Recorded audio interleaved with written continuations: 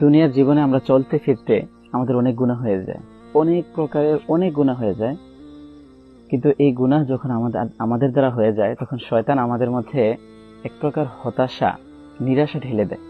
আমরা তখন হতাশায় ভুগতে থাকি যে আমার জীবনে এত রকমের, এত নিম্ন পর্যায়ের, এত উচ্চ পর্যায়ের এমন এমন গুনাহ হয়ে গেছে, আল্লাহ পাক কি আমাকে ক্ষমা করবেন?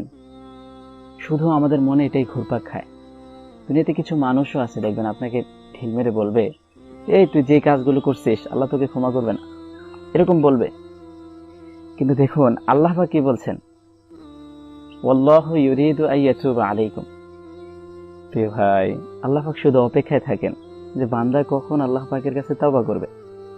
আপনি যদি খাঁটি মনে জীবনে যাই করেন না কেন, খাঁটি মনে অনুতপ্ত হয়ে আল্লাহ তাআলার দিকে একবার বলেন, আল্লাহ আমাকে ক্ষমা করে দেন, আমি যা জীবনে করেছি আর করব না,